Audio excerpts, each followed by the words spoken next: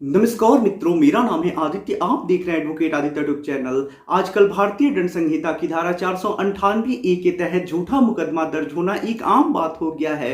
कुछ ऐसी पत्नियां हैं जो अपने पति और पति के घर वालों के ऊपर उनके ऊपर दबाव बनाने के लिए, उन्हें परेशान करने के लिए इस धारा का गलत उपयोग कर रही हैं और भारतीय दंड संहिता की धारा 498 ए के तहत झूठा मुकदमा दर्ज करा दे रही हैं। लेकिन अब कोर्ट्स भी इन चीज को अच्छी तरह से समझ चुके हैं और कोर्ट जान चुकी हैं कि भारतीय दंड संहिता की धारा 498 ए का कितना ज्यादा मिसयूज हो रहा है, पत्नियां कितना ज्यादा इसका गलत उपयोग कर रही हैं। और इसी वजह से अब कोर्ट समय समय पे कुछ ऐसे जजमेंट दे रहे हैं जो पति के पक्ष में बहुत ज्यादा इंपॉर्टेंट रह रहे हैं। समय समय पे भारतीय दंड संहिता की धारा 498 ए में गाइडलाइंस आ रही हैं, बदलाव आ रही हैं, सिर्फ इसी वजह से कि इस धारा का बहुत ज्यादा मिसयूज हो रहा है। तो इसी संबंध में आज मैं आप लोगों के लिए एक ऐसे जजमेंट को लेके आया हूं जिसमें पत्नी ने पति और पति के घर वालों को फंसाने के लिए काफी मजबूत जाल बुना और काफी मजबूत केस दर्ज कराया, लेकिन उसमें पति और पति के घर वाले नहीं फंसे। कोर्ट ने पत्नी की नहीं चलने दी, जो भी पत्नी ने झूठा मामला दर्ज कराया था उसे क्वैश कर दिया।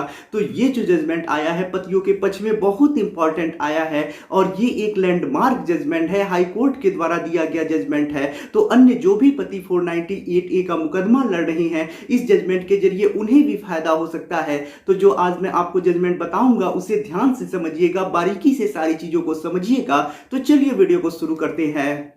ऐसे स्टूडेंट जो क्लैट 2022 की तैयारी कर रहे हैं उनके लिए एक सुनहरा अवसर ओली बोर्ड लाया है, free mock test for CLAT 2022।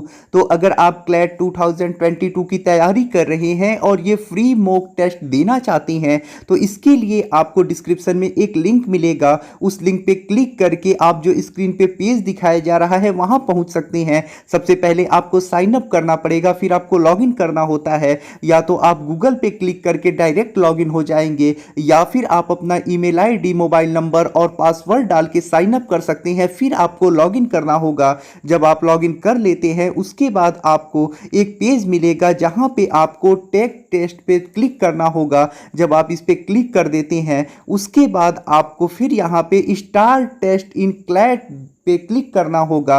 जब आप यहां पे क्लिक कर देते हैं उसके बाद आपका टेस्ट स्टार्ट हो जाएगा। आप जो भी क्वेश्चन आपसे पूछे जाएंगे यहां पे स्क्रीन पे दिखाई देंगे और उसका विकल्प भी आपको वहीं पे मिलेगा।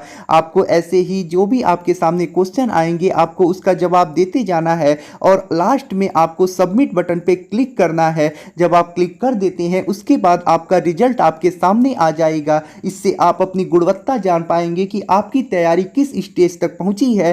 तो अगर आप क्लैट 2022 की तैयारी कर रहे हैं तो ओली बोर्ड की मदद से ये टेस्ट जरूर दीजिए, इससे आपको पता चलेगा कि आपकी तैयारी कहां तक पहुंची है।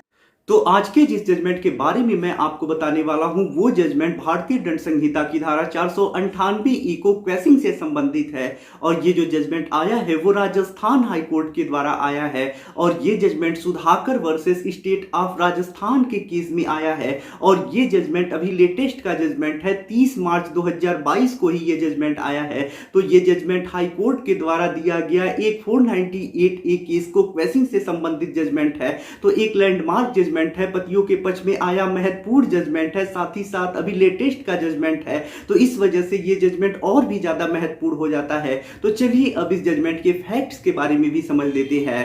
अब देखिए, इस मामले में होता कुछ ऐसा है कि विवाह के उपरांत जब पति पत्नी में बनती नहीं है, इस वजह से जो पति होता है न्यायालय में विवाह विच्छेद कराने के लिए 29/4/2014 को एक विवाह विच्छेद के लिए मुकदमा दायर करता है। जब पति ये मुकदमा दायर कर देता है उसके बाद जो पत्नी होती है उसमें अपनी जवाबदेही लगाती है। जवाबदेही में पत्नी कहीं भी कोई ऐसी बात नहीं करती है जिसमें वो कहे कि उसके साथ दहेज मांगा गया है, उसे प्रताड़ित किया गया है। उसके बाद जो पत्नी होती है हिंदू विवाह अधिनियम की धारा 24 के अंतर्गत भी भरण पोषण के लिए एक याचिका भी लगाती है। उसमें भी जो पत्नी होती है कहीं भी प्रताड़ना वाली बात नहीं करती है, ना ही कोई दहेज मांगा गया है इस प्रकार की कोई बात कहती है। उसके बाद जो पति का डिवोर्स का मुकदमा होता है चलने लगता है और चलते चलते 2021 आ जाती है। जब 2021 आ जाता है यानी डिवोर्स का मुकदमा की ये 7 साल बीत जाता है।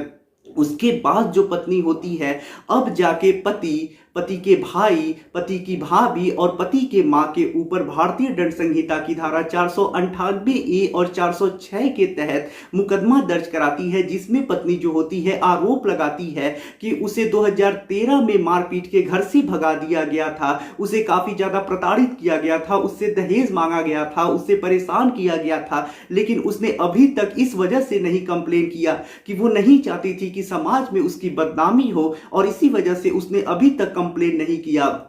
यानी 7 साल के बाद जब पति डिवोर्स का मुकदमा दायर कर देता है, उसके 7 साल के बाद जो पत्नी होती है वो 498 ए के लिए कंप्लेन करती है और ऐसे में एफआईआर भी दर्ज हो जाता है। उसके बाद कोर्ट में चार्जशीट भी लग जाती है। उसके बाद जब चार्जशीट लग जाती है, उसके बाद जो पति होता है वो क्वेश्चन के लिए जाता है हाई कोर्ट में, जहां पे पति की तरफ से ये तर्क रखा जाता है कि जब पति ने डिवोर्स का मुकदमा दायर किया तो उसमें पत्नी ने जो जवाबदेही दी है उसमें कहीं भी किसी प्रकार की कोई ऐसी बात नहीं लिखी है कि उससे दहेज मांगा जाता था, उसे प्रताड़ित किया जाता था, ऐसा कहीं कोई जिक्र नहीं है। जब पत्नी ने हिंदू विवाह अधिनियम की धारा 24 के तहत प्रार्थना पत्र दिया, उसमें भी कहीं कोई ऐसा जिक्र नहीं है कि उससे दहेज मांगा था जाता था, उसे प्रताड़ित किया जाता था।